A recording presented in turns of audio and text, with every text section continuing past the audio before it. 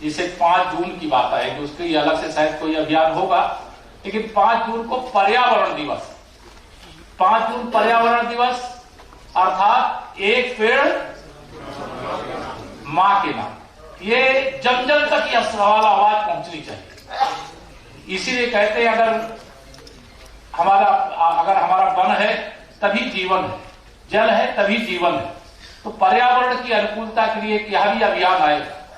9 जून से आगे कई कार्यक्रम है, जिसका विवरण अभी माननीय संगठन महामंत्री जी आपको सब देंगे। लेकिन जो भी अभियान ये आया है, इस अभियान को आप सबको इस दृष्टि से ध्यान में रखना चाहिए कि 2025 में इस अभियान को चला रहे हैं, लेकिन 2027 में हमें विधानसभा के लिए भी मैदान में जाना है। हम जितना अधिक से अधिक लोगों तक पहुंचेंगे, उतना पार्टी मजबूत होगी। कई बार हम लोगों को संकोच लगा करता है कि अरे अभी तो हम इस अभियान में गए थे, आपके क्या जाने की जरूरत है। आप यह देख लीजिए कि जब आप माननीय प्रधानमंत्री मोदी जी का नाम लेकर के, उनका काम लेकर के लोगों के बीच में जाते हैं, तो आपको सबसे ज्यादा सुना जाता होगा। सुना जाता है कि नहीं सुना जाता? सबसे ज्यादा सुना जाता है। और 11 वर्ष ये कोई साधारण नहीं है। हम एक बार पूरे बहुमत की सरकार बनाए, दूसरी बार पूरे बहुमत की सरकार बनाए, तीसरी बार कुछ कमी रहेगा ही, जिसके कारण भाजपा अकेले बहुमत में नहीं है, लेकिन सबसे 240 सांसदों के साथ भारतीय जनता पार्टी माननीय मोदी जी के नेतृत्व में जीती और एनडीए आज भी 300 के आसपास पहुंचा हुआ है और देश में माननीय मोदी जी के नेतृत्व में सरकार है। और बड़े बड़े और कड़े कड़े फैसले, चाहे पहला कार्यकाल हो, चाहे दूसरा कार्यकाल हो, चाहे तीसरा कार्यकाल हो, तीनों कार्यकाल में ऐतिहासिक जो फैसले, उसकी सूचना सारी डिटेल में आपको मिलेगी। लेकिन जो बड़े काम है उनकी चर्चा हमें करना है। हम गरीबों के लिए जो सबसे ज्यादा काम किए, उसकी गरीबों के बीच में चर्चा करना है। किसानों के लिए जो काम हुआ, उसकी चर्चा किसानों के बीच में करना है। मैं जानता हूं कि हमारे बहुत सारे कार्यकर्ता साथी हैं, किसान सम्मान निधि की चर्चा अपने भाषण में करना भूल जाते हैं। अब मैं अगर आपसे पूछूं, इसमें से बहुत सारे लोग किसान हैं, आप में से जितने लोग आए किसान के रूप में प्रधानमंत्री किसान सम्मान निधि खाते में जाती है, ये ऐसे कितने लोगों की जरा हाथ उठा के बता दो। बहुत कम लोग। परिवार में जाती तो हाथ उठाओ जी। ये तो हाँ,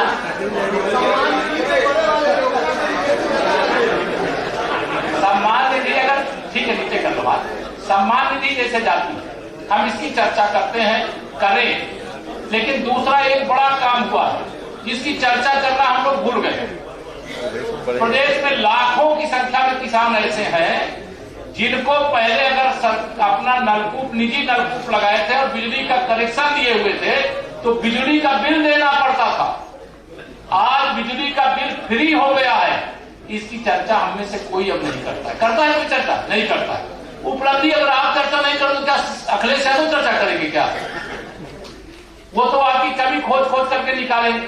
तो हमें अपनी बातें जनता के बीच में पहुंचाने का काम करना। अब बहुत सारी योजनाएं बता दी।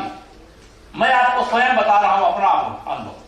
मैं संगठन मंत्री था सिंधु परिषद का, और पहले गैस का कनेक्शन पाने में लोहे के चने चबाने जैसी कोशिश करनी पड़ती थी। मैं जब संगठन मंत्री था तो मैं कम से कम 6 महीने बहुत कोशिश किया। उस समय कई सांसद होते थे भारतीय जनता पार्टी के, लेकिन बहुत कोशिश करने के बाद मुझे एक कूपन मिला था गैस लेने के लिए। आज गरीब से गरीब आदमी के घर में उज्ज्वला योजना से माध्यम से गैस का चूल्हा पहुंच गया, सिलेंडर पहुंच गया है। अगर इसकी हम चर्चा नहीं करेंगे तो फिर क्या होगा? विपक्ष कहेगा कि हाँ, उनको भरवाने के लिए पैसा नहीं।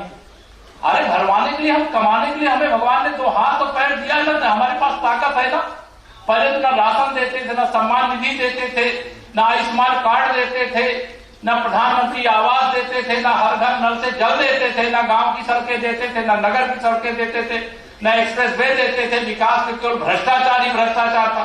आज सब कुछ हो रहा है, और उसमें भी एक होली और एक दिवाली पर गैस का सिलेंडर भराया जाता। अगर हम उसकी चर्चा ही नहीं करेंगे तो बहुत सारे उपभोक्ता ऐसे होते हैं कि होली दिवाली पर जो सरकारी खजाने से अगर वो गैस का सिलेंडर भराए तो उनके खाते में अनुदान जाना है। हम उसकी चर्चा नहीं करते। मैं आप सबका केवल आह्वान ये करना चाहता हूं, छोटी छोटी बहुत सारी चीजें हैं, उसकी चर्चा को आगे बढ़ाओ। हम गांव के बैकग्राउंड वाले हैं, गरीबी से जूझते हुए राजनीति के इस स्थान पर बैठे हुए। पहले कितने ऐसे घर थे जिन घरों में बिजली की रोशनी घर के अंदर नहीं देखा था करोड़ों गरीबों ने। सौभाग्य योजना आई है और उस सौभाग्य योजना से आज किसी के गांव में कोई घर अंधेरे में है? हम इसकी चर्चा नहीं करते। अगर चर्चा नहीं करेंगे तो कनेक्ट नहीं बनेगा। अगर गरीब आदमी को ये लगेगा कि हाँ ये बात सही कह रहे हैं, तो ये किसने किया? अगर गरीब के घर का भी अंधेरा दूर हुआ तो ये अंधेरा किसके कारण दूर हुआ? प्रधानमंत्री श्री नरेंद्र मोदी जी के कारण दूर हुआ। अगर प्रधानमंत्री आवास बना तो किसके कारण बना? क्योंकि कमल का बटन आपने सामने बैठे हुए लोगों ने दबाया, एक कमल का बटन दबाया तो एक प्रधानमंत्री आवास गरीब पा गया। यह बात हमको कहीं ना कहीं कनेक्ट करने की आवश्यकता है।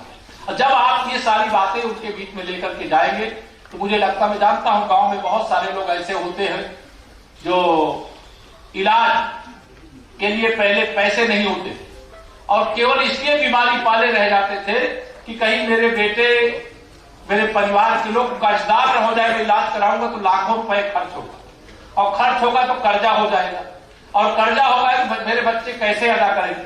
लेकिन आज 5 लाख रुपया का आयुष्मान कार्ड मिला हुआ है और 100% 70 साल और उसके ऊपर के बुजुर्गों को आयुष्मान कार्ड फ्री कर दिया। न उसमें आय की कोई सीमा है न किसी का। अगर 70 साल और उससे ऊपर का कोई बुजुर्ग है तो उसको कार्ड बन रहा है कि नहीं बन रहा है?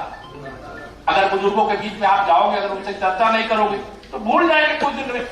जैसे आज उनको बहुत सारे लोगों को लगता है कि प्रधानमंत्री आवास मिल रहा है, अरे ये तो मिलना ही था इसलिए मिल रहा है, और राशन मिल रहा है तो मिलना ही था मिल रहा है। इसकी चर्चा करना है। कांग्रेस के शासन में क्या होगा, तुलना हमें कांग्रेस से करनी। सपा की सरकार, जब उत्तर प्रदेश की बात करेंगे तो सपा बीच में जरूर घुसेगी, और जब समाजवादी पार्टी की सरकार की चर्चा करेंगे तो समाजवादी पार्टी की सरकार में क्या होता था, बहुजन समाज पार्टी की सरकार में क्या होता था। उस समय भ्रष्टाचार होता था, उस समय लूट होती थी। आज उस सबसे मुक्ति मिली है। आज भारतीय जनता पार्टी ने जो सुशासन, जो सच्चा राम राज का वादा किया था वह करके दिखाने का काम कर रहा है। आज हम 370 से मुक्त हो गए। हमारे 3 प्रमुख मुद्दे थे। एक था 370 हटाने का, दूसरा अयोध्या में रामलला का मंदिर बनाने का। तो रामलला का मंदिर बना कि नहीं बना? अगर 100% मतदाता राम मंदिर में नहीं जय श्री राम बोलता, उसकी चिंता मत करो। विपक्ष एक बड़ा भारी मुद्दा लेकर के, जबकि ना वो पिछड़ों का हित ऐसी था, न दलितों का हित ऐसी था, न आदिवासियों का हित ऐसी था। केवल संसद में खड़े होकर के, विधानसभा में खड़े होकर के, विधान परिषद में, राज्यसभा में खड़े होकर के एक ही बात करते, जाति जनगणना कराओ, जाति जनगणना कराओ। अब जाति जनगणना का ऐलान हो गया तो बिल में घुस गए सब। अब ये जाति जनगणना अर्थात ये जातिवाद नहीं है, ये माननीय प्रधानमंत्री मोदी जी के नेतृत्व में लिया गया ऐतिहासिक फैसला है। और इस ऐतिहासिक फैसले से उत्तर प्रदेश के अंदर लगभग 55 से 60% जो ओबीसी है उसको ये लगता है कि हमारे हित का फैसला हो। आप चर्चा नहीं करोगे तो कैसे फिर वो राहुल गांधी जी कहेंगे खड़े होकर के ये मेरे दबाव में हो गया। अरे तुम्हारी अगर हैसियत होती, तुम सत्ता में थे, उस समय तुम इस जाति जनगणना का फैसला कराते। जब सत्ता में थे तब तुमको याद नहीं आया? जब एक गरीब माँ बाप का बेटा देश का प्रधानमंत्री बन गया, पिछड़ी जाति का व्यक्ति एक देश का प्रधानमंत्री बन गया, चाय बेचने वाले का बेटा देश का प्रधानमंत्री बन गया, तो बर्दाश्त नहीं हो रहा। इसी प्रकार के सवाल मुद्दा विहीन लोग हैं। ऑपरेशन सिंदूर को लेकर के भारतीय जनता पार्टी के एक कार्यकर्ताओं को, या क्योंकि 11 साल की उपलब्धि को लेकर के हम जा रहे हैं और सब जिम्मेदार लोग बैठे हैं। हम भी चाहते हैं, आप भी चाहते हैं, सब लोग चाहते हैं कि विश्व के मानचित्र से पाकिस्तान का नाम ही मिट जाए और पाकिस्तान के कब्जे वाले कश्मीर में तत्काल तिरंगा फहर जाए। लेकिन मोदी है तो कुछ भी मुमकिन है, ये ध्यान रखना। इसे मैं चुनावी भाषण में कहा करता हूं कि विश्वास करो तुम मोदी पर, यह नव युग का निर्माता है। ऐसा नेता इस धरती पर एक बार ही ना था। सदा ध्यान में रख सकते मजबूती के साथ 11 साल की उपलब्धियों को लेकर मैं बहुत सारी बातें नहीं कहा, क्योंकि ब्रजेश जी ने उसको दोहराया था, उसको दोहराना नहीं चाहता। समय की मर्यादा है, कार्यशाला है, बहुत सारे काम आपको करने हैं, लेकिन इस अभियान को फॉर्मेलिटी मत मानो, इस अभियान को जीवंत बनाओ। गांधी का आशीर्वाद लेकर के जैसे 2014 में अपनी ताकत दिखाए, 2017 में ताकत दिखाए, 2019 में ताकत दिखाए, 2022 में ताकत दिखाए, 2024 में भी आपने बहुत मेहनत किया, कोई बात नहीं, हर बार नहीं जीत मिलती है, लेकिन अगर 5 चुनाव हम लोगों ने एक तरफा विजय प्राप्त किया, 4 चुनाव एक तरफा विजय प्राप्त किया, 5वें में तो थोड़ी कमी रह गई, उस कमी को जैसे महाराष्ट्र वालों ने दूर कर दिया, उसी प्रकार से 27 में उत्तर प्रदेश वाले भी दूर कर देंगे। संकल्प के साथ आप आगे बढ़े। आप सभी कार्यकर्ता वरिष्ठ लोग हैं, यहाँ आए हैं, आप सबका हृदय से अभिनंदन करते हुए इस सफल कार्यक्रम के लिए आगामी जो योजना है आगे से महामंत्री जी बताएंगे। निवेदन कर अपनी बात को पूरी करता हूँ। धन्यवाद।